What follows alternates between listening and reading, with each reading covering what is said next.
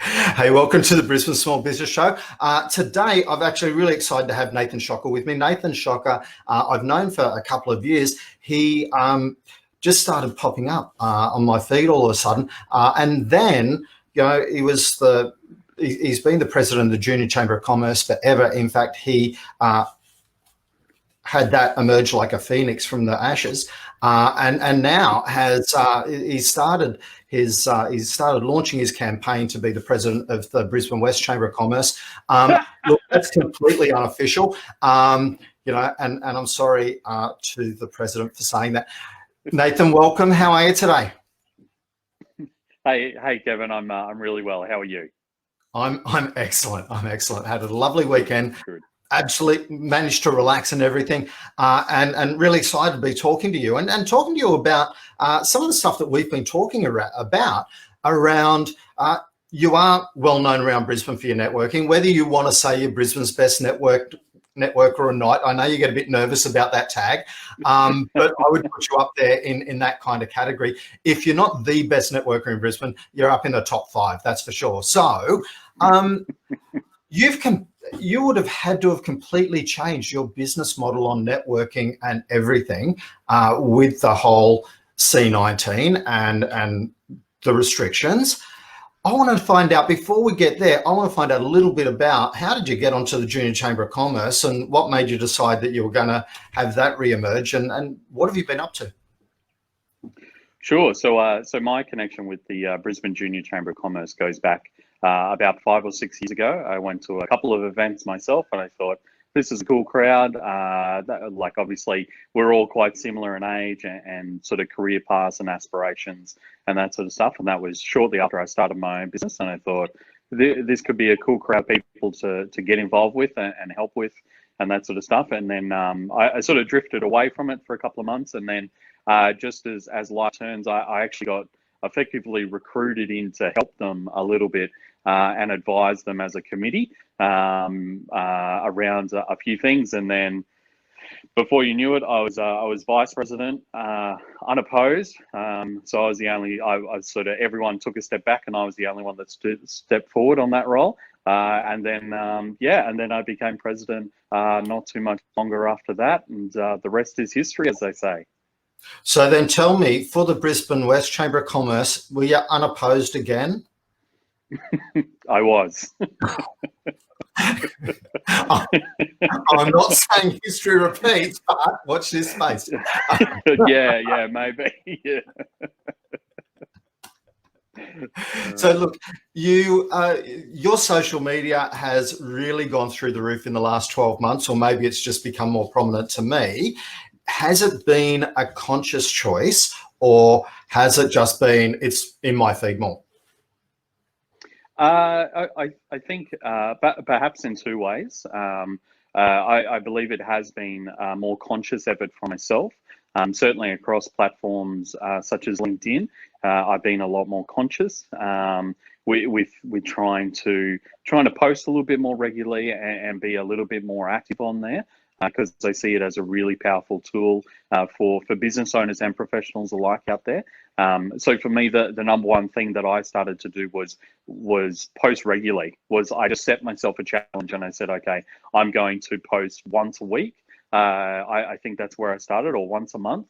And then that just let me sort of play with it, and I started to find effectively my own voice on LinkedIn and through social media, and just the way that I talk, and a lot of people know my fond use of emojis and that sort of stuff. So it was about finding that voice, and then once it became more and more natural, it was more about posting a little bit more regularly. But again, it's about keeping it relevant to certain content or the message that you're trying to get out there. So. Absolutely. And that's something that's ever so important in social media, is having that consistent message out there. And we've talked about that in the past, and that's particularly as the organisation that you're representing is growing and growing and growing. The more consistent you are, the more you're going to attract the people that you want. Yeah.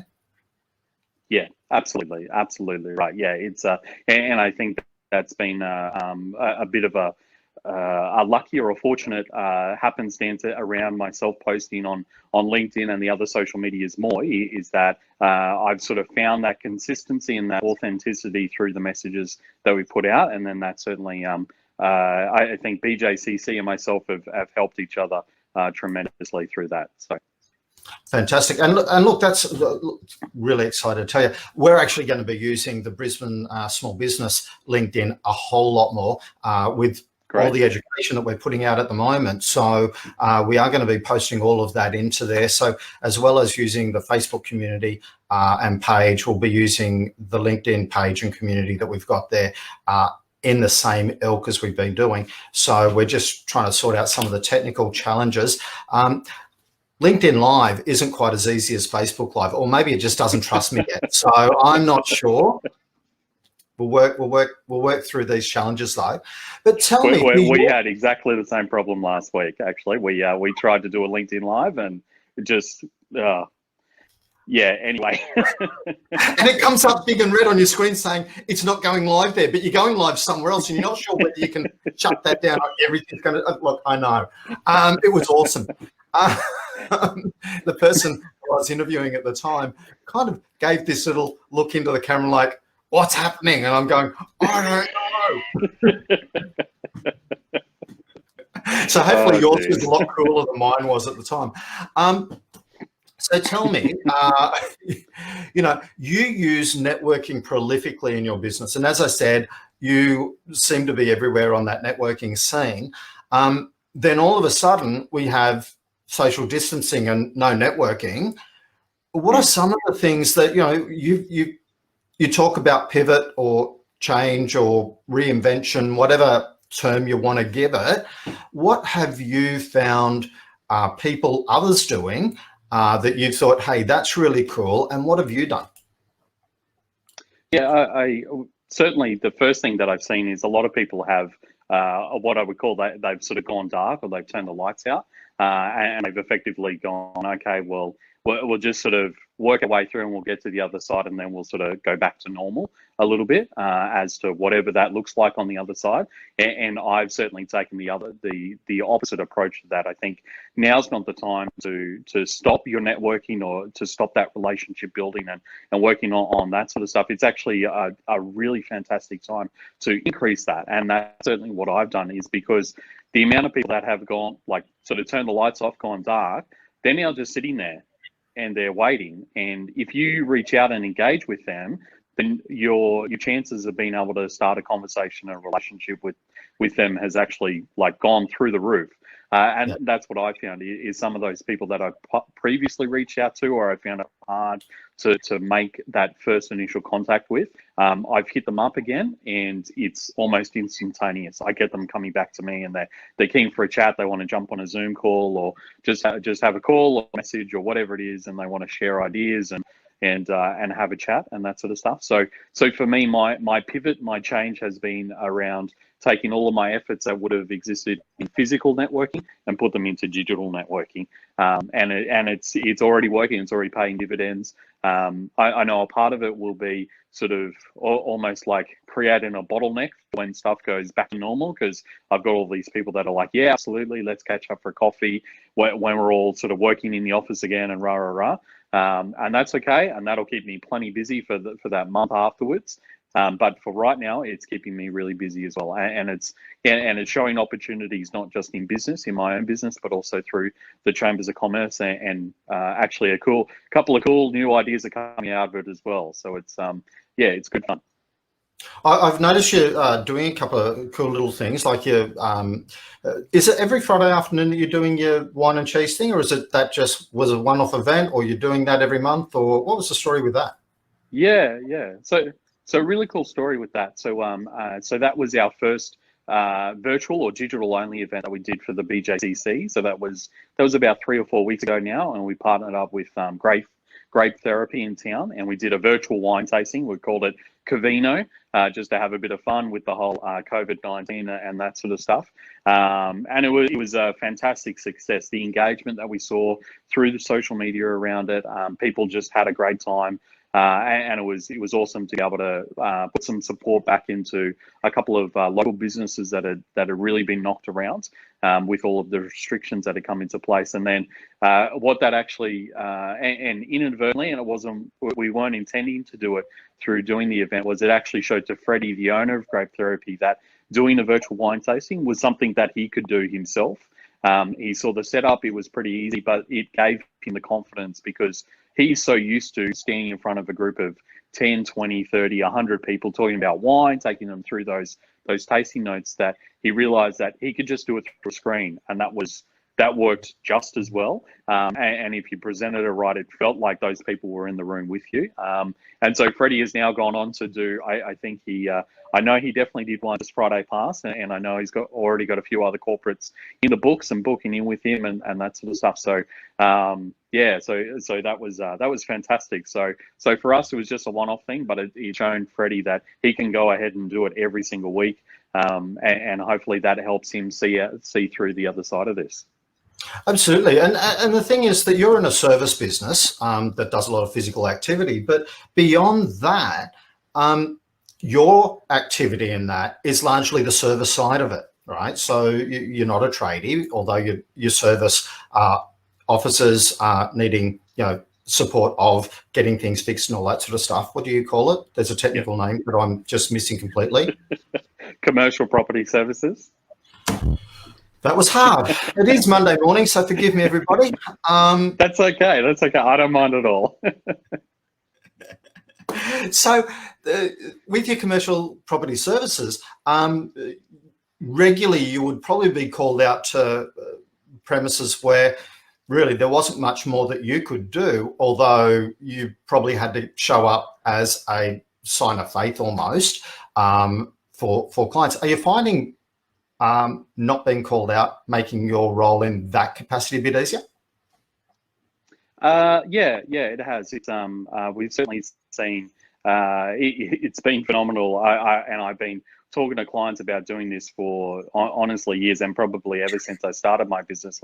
I've always said to them, hey, listen, if you've ever got any feedback, never be afraid to pick up the phone or shoot me a text message or an email. And I've always said to them, plus it would work even better if you included a photo of whatever you were looking at. And given like how easy smartphones are to snap a photo and send it, you would think people would take that up more, but honestly, yeah, it was, you would think. But since the restrictions have come into place, clients have figured out that sending a photo works just as well as almost any email or phone call or whatever it is, because as the age-old saying goes, a picture paints 1,000 words. Yeah, so it's meant a little bit of change in the back end for us, for myself, and how I operate with my team and how the team operates with me and that sort of stuff. But these restrictions have sort of shown to a number of clients that we can still do everything that we need to do. The communication is a little bit different because it's a little bit more digital and it's not so much face to face. But they know that will come back where it's needed in the future. And I think that's one of the big changes we'll see with our clients is they won't expect to see us as much anymore. I was going to say, so, moving forward, there's probably going to be that change, which is going to be greater for your efficiency. I would imagine the impact for you is far greater than the impact for your clients. Like they're getting the same level of service, just they're not requiring you on site, and yet they're getting the same outcome, and so it means that your role can be one more of, customer service and reassurance and, and that networking again, more so than just the having to go out there all the time to, calm someone down. Yeah. Yeah, and it lets us be a little bit more proactive with our clients as well, is because we're not so focused, because it gives us that time back effectively, where we don't have to travel out to the site to have a meeting to talk about. Sometimes it's often one or two really minor items. Is that we can, when myself or my team are on the site, we can actually be more proactive on identify future problems for those clients. And as an example, on Friday night, late Friday afternoon, we had an email from a client. They needed us to attend to a small item, a past service provider had left a bin unit on site that wasn't needed anymore. Some tenants were confused about it. They asked us to move it. So I communicated with my team. Historically, I probably would have gone out to the site that afternoon, located it, either moved it myself or been back out with the cleaners that night and moved it with them, just so that they knew what was going on. I communicated with the team. They communicated with me when they were on site. There was photos exchanged backwards and forwards. That night, I was able to email the client and say, hey, it's already been taken care of. Here's some photos as evidence for reference for you, and that sort of stuff. And then whilst the cleaner was doing that, he actually noted a couple of maintenance issues that I was able to log with the client and go back to them and say, hey, listen, I'm not sure if you know, but here's a few other dramas that you might need a heads up on. So yeah, and then this morning already have communication back, and they're going to be handling it. They want us to look after one of them in particular as well. So works beautifully. And all while you were sitting back having your wine and cheese, with a great hair. Awesome work. Awesome work. So that move to looking for how you can partner with other small businesses who are affected has been one of the great changes that you've been able to do, and that's absolutely to be commended. So any other quick tips for people? I think it's talking about specifically around that networking and going to like a digital networking. I think there's a potential trap that you can fall into thinking that it's going to be super easy to do, and that it's just jumping on LinkedIn or Facebook or Instagram or all three and utilizing them for networking. For me, I still set a time aside for it because it's you need to be in the right mindset, and you need to be able to carry a conversation, because with that digital networking, sometimes you'll message or you'll reach out to someone and it'll take them 3 days to get you back. Other times it's 3 seconds that they're straight into a conversation. So you've got to be in that headspace to potentially change track with conversations or change conversations really quickly. And also, you don't want to be sitting there and be half distracted by everything else that's going on in your life as well. Is like the power of networking is that exchange of value, even if it's an unseen or an intangible value. And often it's around exchanging connections and other networks, and saying to you, hey, I know this person that would really benefit the use of the BSB group. Let me make an introduction for you. It's not just about me listening to Kevin and going, okay, how many potential clients does he know, and how do I get to them as quickly as possible so I can start charging them money? That, like in a good networking relationship, that should just flow naturally. Is that if I can help Kevin, or if I can give Kevin some insights or some tips or advice, or generally speaking, if I'm just a good person to chat to with Kevin, then hopefully he's going to go, oh yeah, like Nathan's a good guy. I know this person, actually, maybe I'll make that introduction and get that flowing, sort of thing. So I think everyone out there should be a bit deliberate with that digital networking. Is don't just get to it at the end of the day when you're sitting on the couch and go, okay, I'll do some of this. Is carve a little bit of time out, half an hour, with a cup of coffee or whatever it is, to get into that headspace and then go after it. And I think everyone out there will see great results out of it. I know it's a great shame that people think that gin and tonics at 8:30 in the morning is not appropriate, but coffee far better at that time. So look, and as a great example of that, we've had a colleague that we know mutually, started with Brisbane Small Business, now is doing some stuff with you, and then he's reached out to both of us about a really cool opportunity that we're going to talk about on Wednesday afternoon. We're just going to book it in. Wednesday, 4 o'clock, this Wednesday at 4 o'clock. We're going to have a chat with this other person. The secrets will be revealed coming soon. Nathan, I want to thank you for your time today. I've no worries, thank you. Giving us time first up at the start of the week, which is awesome. Getting everyone in order. This afternoon, later on today, we've got Els Butler talking about the digital opportunities in your business. And I'm going to give you an update at 4 o'clock about what is happening with Brisbane Small Business. How are we going forward and making it kind of official? I've decided and just kind of thought that everybody's cottoned on. But hey, you all can't read my mind. So come along, 4 o'clock today. I'd love to speak to everyone. I'll catch up with you later. Nathan, I'll catch up with you as well this afternoon after that and setting up Wednesday. I'll catch you later, great, mate. man. Okay. Take care.